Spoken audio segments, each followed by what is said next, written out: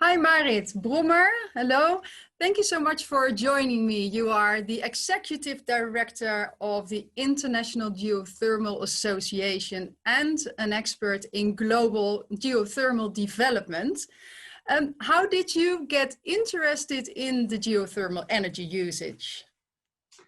Hello, Mariska, and thank you so much for inviting me here. And it's a pleasure to talk about geothermal because indeed I found my passion transitioning and pivoting from oil and gas into the Okay. renewable energy space.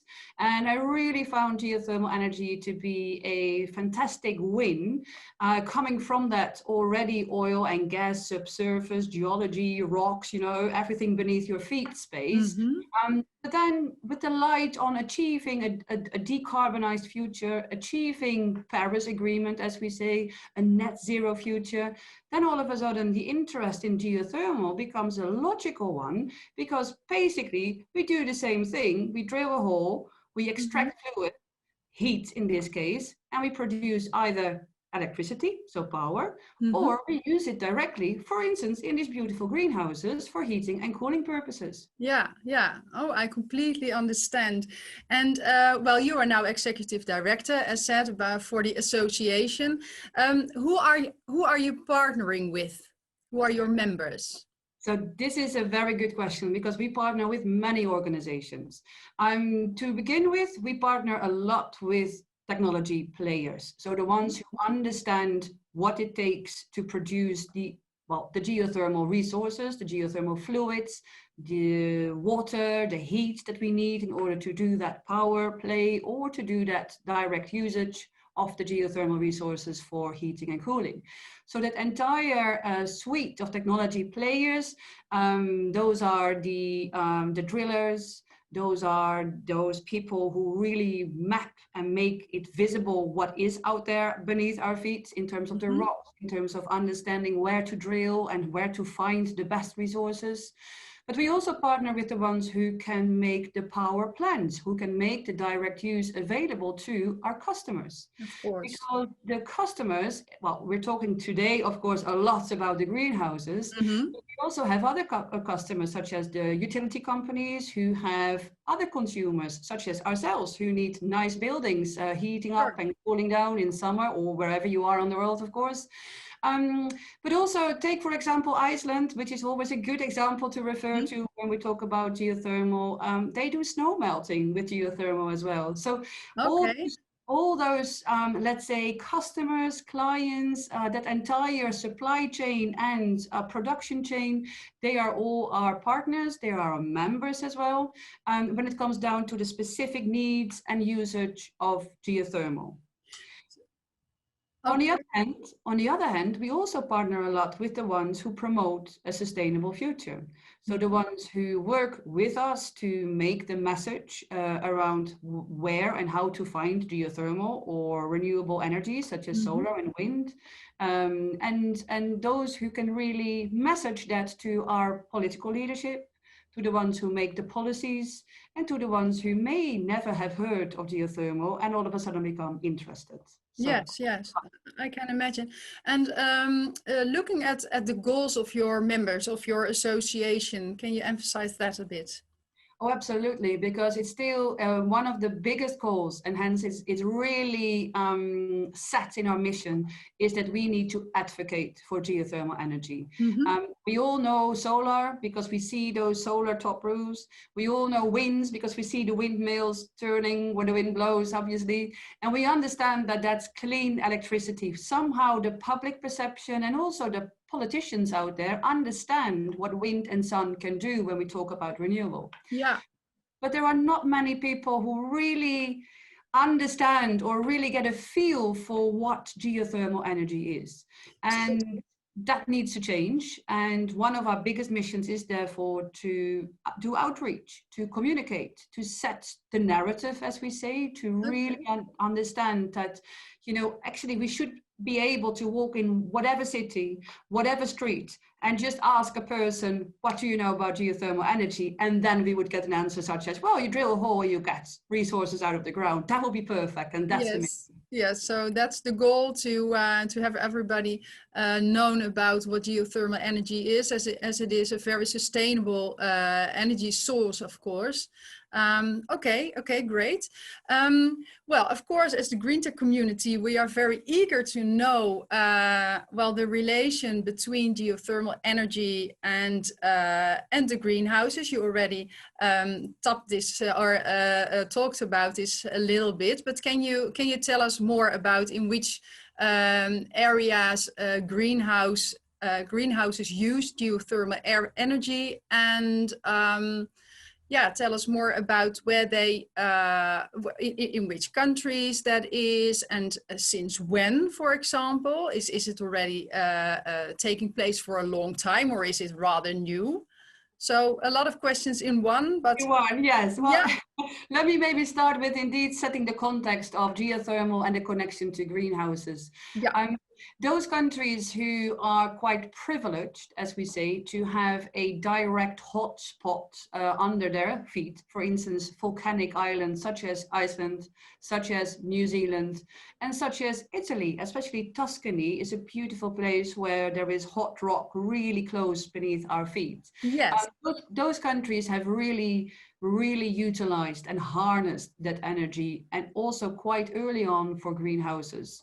So the best bananas you can get is actually on Iceland, which is something you would never imagine. No. But no, exactly. But because of the greenhouses, because of the availability of the hot resources so close, and so, let's say, in the direct utilization in the customer and source is quite well connected in Iceland, and Iceland being an island in the middle of an ocean, Yeah. food and sustainability and independence are all, let's say, ingrained in the thinking of a country such as Iceland. Mm-hmm. And hence greenhouses and geothermal has been a connection for years, for decades. It really, I think the earliest greenhouses were somewhere in the 50s or the 60s. Oh, already. Okay. Okay. That's good to Yeah. know. So Yeah. there's quite some experience already in that. Oh, absolutely. Yeah. And if you look then at Europe and the continent, I mentioned already Tuscany, where food and geothermal has been linked quite a bit. Greenhouses for sure, but not so much in the greenhouses sector as we see, for instance, in the Netherlands now, but also in Hungary. Now, Hungary is very well known for greenhouses and the geothermal connection, not because there are volcanic resources beneath their feet, but because they knew very well how to tap into that hot water in order to not only do district heating, for instance, for their villages and communities, but then adjacently and connect greenhouses and that entire food supply to the resources. And I think the ones that I know best, they are already in existence since 20, 30 years. So again, it's not new. It is really not new. And I think this is also the link to the awareness and the perception of geothermal. It's not new, but somehow we need to tell those success stories a little bit better. Yeah, of course. Well, that's why it's so great to have this interview as well. It's part of the message that you can send, and the promotion. Looking at well, you were talking about these hotspots. Okay, so they're quite obvious. It's quite near to get that heat and get the geothermal energy out of it. But you were also mentioning, for example, Hungary or the Netherlands, where geothermal energy is used. You have to drill deeper in the ground. And are all countries, let's say, do they have a possibility for geothermal energy, or is it? Can you indicate that? Yeah, absolutely. Yeah.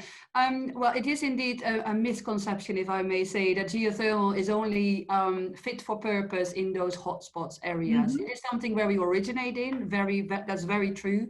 And it's absolutely not true that we can't do it across the globe, because we can. But It is, however, a question of how deep do we have to drill? How deep do we need to unlock? Do we need to go in order to unlock the heat that we need for our clients, at surface? And if I then look at greenhouses and the ones, for instance, to take in the Netherlands, where most of the wells, as we call them, are drilled between 2 and 3 kilometers depth and are tapping into hot waters between 70, 90 degrees maximum, Celsius degrees maximum, this is actually fantastic for greenhouses. Okay. And if you take that image and if you take that knowledge and the rocks that we drill, for instance, in the Netherlands, but equally in Hungary, and if you would map that across the world in that 2 to 3 kilometers range, you can actually see that you could do this anywhere. So beauty. That's good news. And so there's free resources available, but you are talking about drilling in the ground, so it's not easy, does it? You really have to invest, of course. Is there an indication of how you should look at the business model, or at least at the costs that are involved, and how is that in comparison with the regular resources that we use for energy? Yeah, well, these are the absolutely fundamental questions that we all need to ask ourselves. At the end of the day, it is about economics. Sure. And it is about how much are we willing to invest in the renewable energy space. Yeah. One of the big things is what is your natural source of energy in the country that you operate. Now, take the Netherlands as an example, where gas has been the most abundant fossil fuel for not only the greenhouse operators, but for every client basically in the Netherlands who is doing something with heat or electricity. Gas comes in as one of the principal sources. Yeah.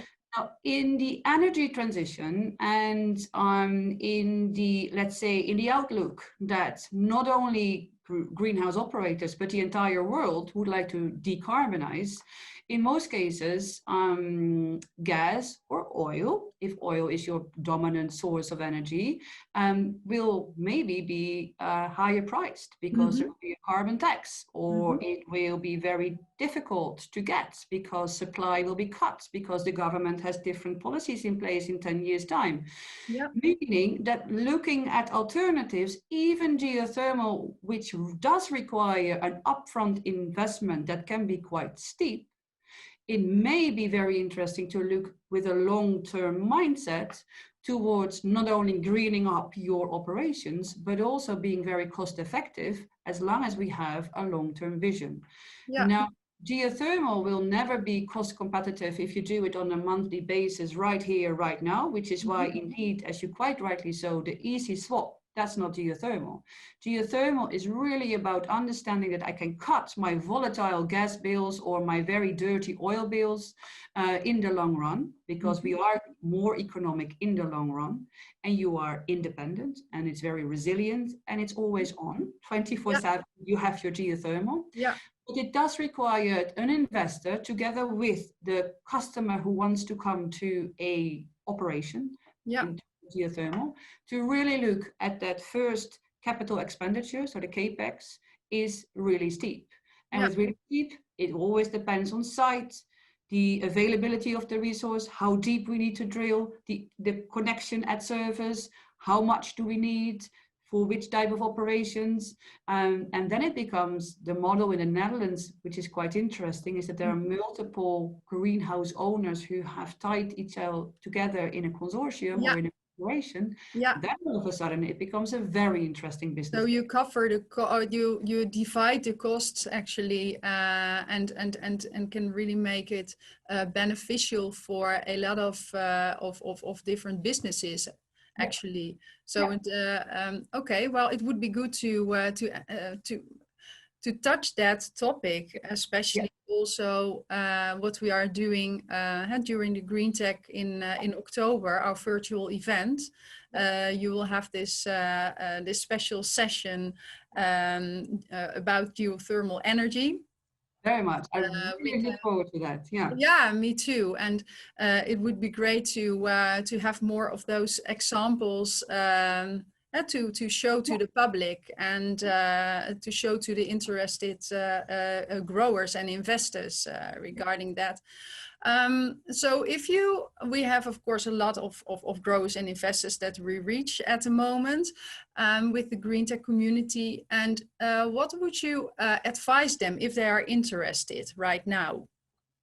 Well, I would definitely advise them to reach out both to GreenTech and ourselves and come to the session and come to the panel and connect. Because I think we are doing something exciting, and this is not a one-off. With GreenTech and the IGA, we are set for something that we want to really elaborate on.